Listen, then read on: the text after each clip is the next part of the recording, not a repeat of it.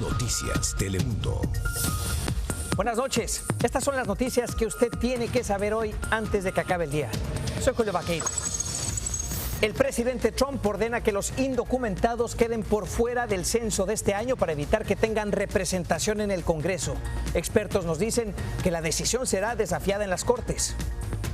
Habemos muchas personas indocumentadas que tenemos hijos y yo creo que los niños, como son nacidos aquí, ellos también tienen derechos. En realidad, la Constitución dice que todos debemos ser contados en el censo. Y hay muchos motivos para que los inmigrantes sin documentos sean incluidos. Le vamos a decir cuántos miles de millones de dólares aportan a la economía. En la primera conferencia sobre el coronavirus, después de 90 días, el presidente Trump advierte: la pandemia se pondrá peor antes de mejorar. Además, finalmente, cambia su discurso sobre las mascarillas. Lo he dicho. Y he dicho, si pueden usarlo, usen la mascarilla, siempre que sea posible. Si están en grupos, yo me la pongo cuando estoy con grupos congestionados y estoy en un ascensor. Bueno, los CDC revelan que el número de infectados en Estados Unidos es 10 veces mayor que el reportado. Y por eso es tan importante usar la mascarilla.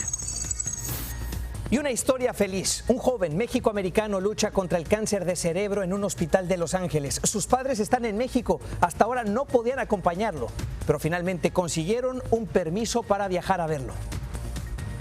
Nosotros tenemos mucha fe y que también los doctores van a encontrar algo que sea lo mejor para él. Recibieron la noticia de la visa humanitaria hoy mismo y esta tarde platicaron con nosotros. Ya verá lo que planean decirle a su hijo en cuanto lo vean. Le va a sacar una sonrisa.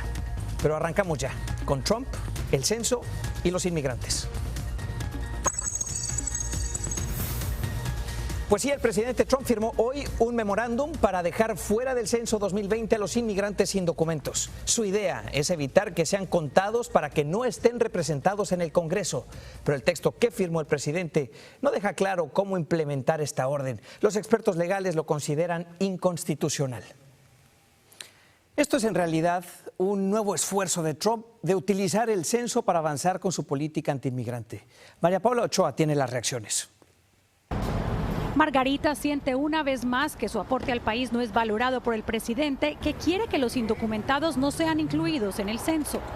Está muy mal porque así como no pagamos taxis, tenemos derecho a ser contados para que ayuden a las escuelas con dinero, a los hospitales. Y es que el presidente Trump hoy ordenó al secretario de Comercio excluirlos del conteo base para la distribución de escaños en el Congreso, asegurando que su administración no quiere que los extranjeros que permanecen en el país ilegalmente tengan representación en el Congreso. Un arma de doble filo contra él mismo, aseguran a Leo, porque el memorándum claramente es inconstitucional. Requiere un conteo de cada persona en los Estados Unidos. No dice que cada persona blanca, no dice cada hombre, no dice cada ciudadano. De hecho, la Corte Suprema ya anuló hace un año la pregunta sobre ciudadanía que pretendía incluir al gobierno en el censo. Ahora la Casa Blanca asegura que conseguirán esos datos a través del Buró del Censo, que ha estado colectando registros de varias agencias para identificar a los extranjeros ilegales. Una medida contra la naturaleza del censo, dicen activistas. La información que todos llenan para el censo es confidencial. Y dicen es injusto que su gran contribución no sea incluida en el conteo más importante del país. Que somos los que más trabajamos aquí, los indocumentados. Si no fuera por los indocumentados, este país no fuera lo que es. María Paula Ochoa, Noticias Telemundo. ¿Qué le parece? Los inmigrantes sin documentos ya se quedaron afuera de los cheques de ayuda federal por la pandemia y ahora el presidente Trump los quiere excluir del censo. Pero su contribución a la economía en este país es enorme, ¿eh? Mire usted este mapa, muestra las aportaciones de los inmigrantes sin documentos por estado. En California aportan más de 3.100 millones en impuestos. En Texas más de 1.500 millones. En Florida dejan al estado casi 600 millones de dólares.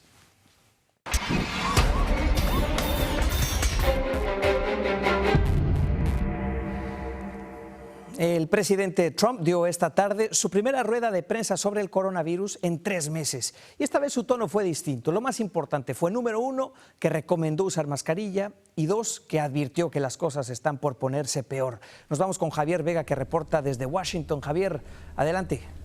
Buenas noches, Julio. Si pueden usar tapabocas, háganlo.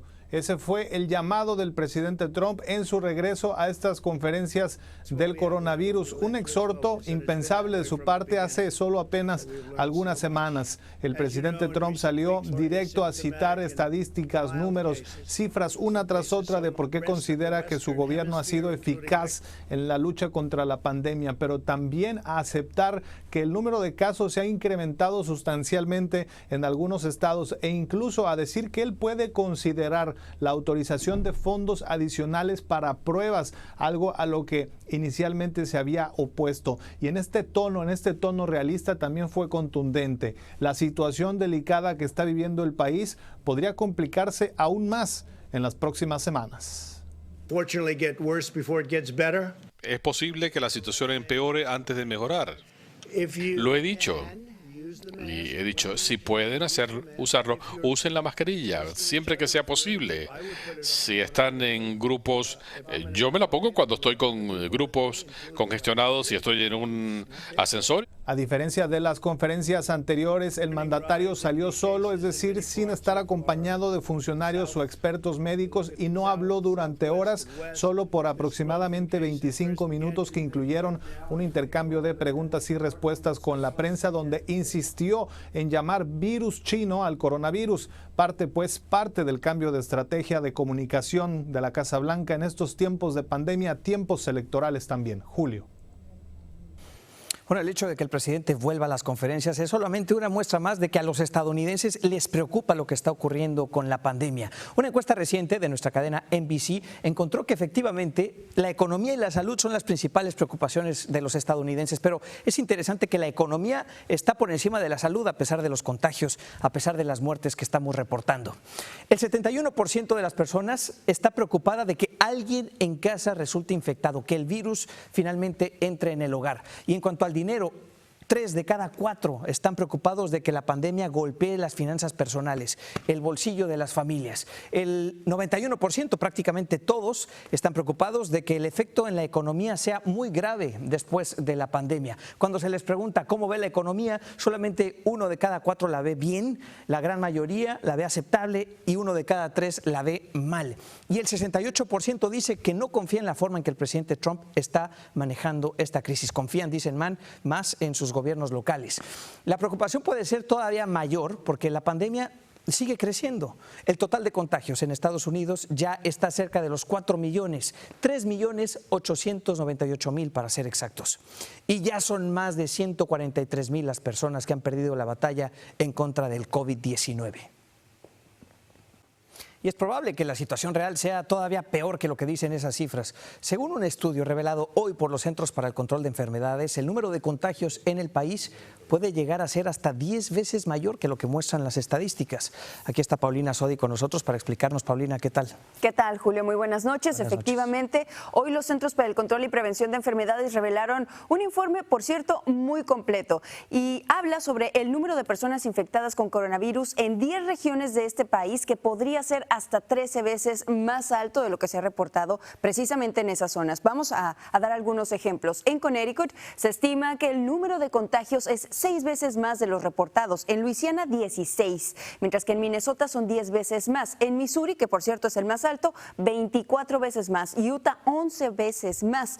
El área metropolitana de Nueva York, 12 veces. El área metropolitana de Filadelfia, 7 veces más. La bahía de San Francisco, esa zona, 9 veces más. Mientras que el sur de la Florida y la región oeste de Washington, ambos 11 veces más. Pero también se estima que alrededor del 40% de las personas contagiadas no desarrollan síntomas o no acudieron a un centro de salud, pero están manteniendo la circulación entre sus comunidades, y eso por supuesto está desplegando el virus. Esto significa que la mayoría aún es vulnerable, por lo que están enfatizando que es muy importante elevar el número de pruebas para detectar brotes y de esta manera contener el virus. Hay que recordar recordar que actualmente en Estados Unidos se realizan cerca de 700,000 pruebas todos los días, incluso en lugares como en Nueva York, donde se vivió el epicentro de esta pandemia y donde 1 de cada 4 personas estuvo expuesta al virus. Se estima que solo el 23% de la población desarrolló anticuerpos.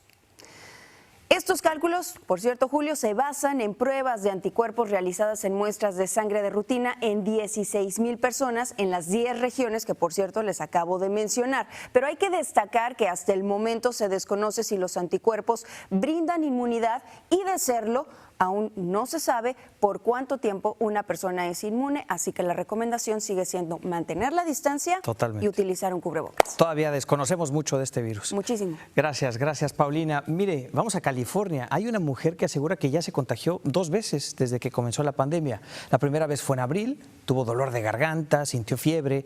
Después de un mes en cuarentena, fue dada de alta, pero nunca volvió a sentirse bien totalmente. Regresó a trabajar y en junio su salud empeoró.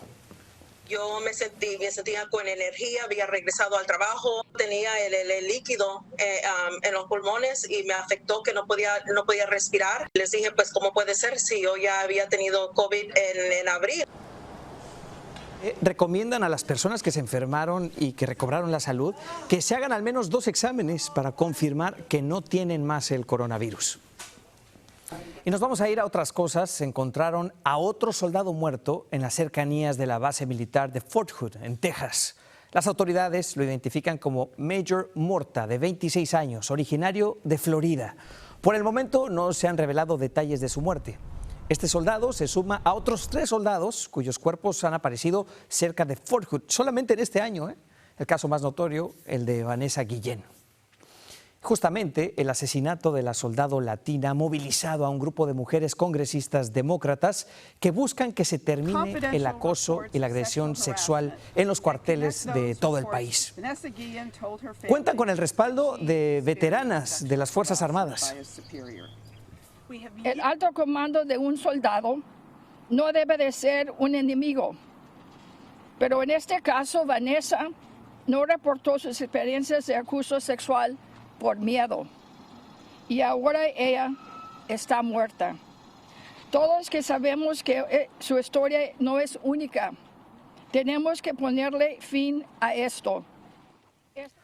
Recordará usted que Vanessa Guillén le había dicho a su familia que estaba siendo acosada por un compañero soldado antes de su desaparición en abril. En Chicago hay al menos 14 heridos por un tiroteo que ocurrió durante un funeral. Las autoridades dijeron que una camioneta que pasaba por el lugar atacó a tiros a los asistentes a este servicio fúnebre y estos pues respondieron con armas de fuego. El vehículo luego se estrelló, sus ocupantes huyeron y bueno, al final la policía detuvo a una persona. Pero este tiroteo ocurre justo cuando el presidente Trump anuncia su intención de enviar tropas federales para combatir la violencia que azota la ciudad de Chicago. La alcaldesa Lori Lightfoot se opuso al plan. Dijo que no quiere en sus calles agentes sin identificación como los que se han visto pues ya reprimiendo a manifestantes en Portland, Oregon. Y salen a la luz nuevos detalles del ataque a la casa de la jueza Esther Salas, en la que murió su hijo y su esposo fue herido de bala. Aquí se lo contamos ayer. El principal sospechoso, Roy de Hollander, está muerto. Se sabe que odiaba a las feministas y padecía cáncer. Sus vecinos lo consideraban una persona desequilibrada. Varios de ellos fueron demandados por él e incluso demandó a varios medios de prensa por considerarlos anti-Trump. Y ahora permítanos contarle una historia difícil, pero que esta mañana dio un giro alegre. Es la historia de Alfredo, un joven de 16 años que lucha contra el cáncer de cerebro en un hospital de Los Ángeles, y sus padres que viven en México y que no pueden viajar a Estados Unidos para acompañarlo. Él es ciudadano estadounidense, pero ellos no tienen visa para entrar.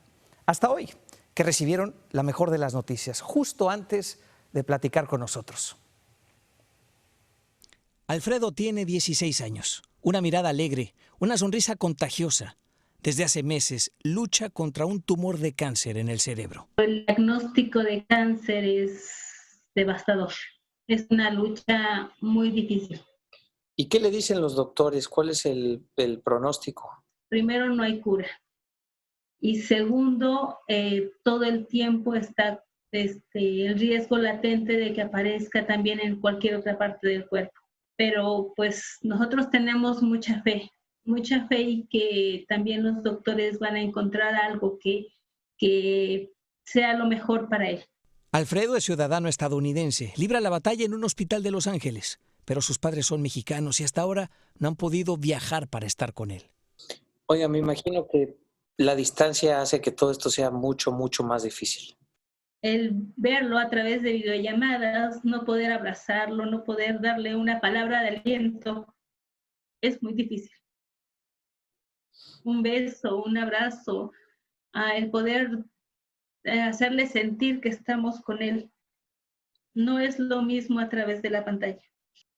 Oiga, pero están intentando poder estar con él, ¿cierto? Gracias a Dios, hoy por la mañana nos avisaron que nos daban un permiso de 60 días para poder ir a verlo. Oiga, esa es una muy buena noticia. Sí. ¿Y cuándo se va? Estamos muy contentos. ¿Qué pensó cuando le dieron la noticia que ya tenían el permiso para irse a Estados Unidos? Abrazar a mi hijo. Lo más importante es abrazarlo. Precisamente el próximo lunes es su cumpleaños. Don José, ¿usted qué espera que pase cuando se vea con Alfredo?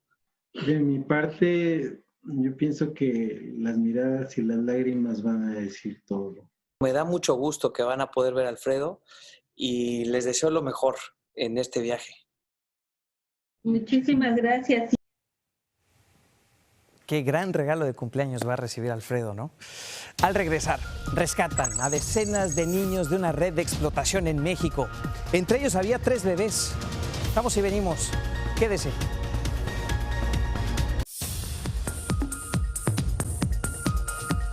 En México, las autoridades rescataron a 23 niños que estaban siendo explotados por una red de trata de menores. Entre ellos había 3 bebés. El resto tenía entre 2 y 15 años. Fue en Chiapas. 3 mujeres que fueron arrestadas, aparentemente los forzaban a trabajar. Todo se destapó por la búsqueda de Dylan Gómez, un niño de 2 años que desapareció ahí mismo, en Chiapas, hace 3 semanas. Su mamá, desesperada, viajó a la Ciudad de México para pedir ayuda del mismo presidente. El caso fue muy sonado y bueno, así es como termina. Y en Honduras, miembros de la Mara Salvatrucha atacaron a tiros a los militares que estaban custodiando un penal al norte de la capital.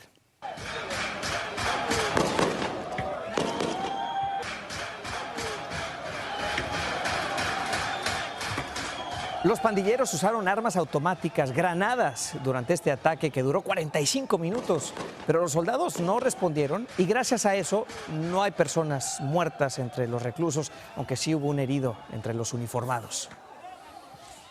Y al regresar, le mostramos un importante descubrimiento arqueológico en un cerro de Puebla, México. Vamos y venimos. Quédese.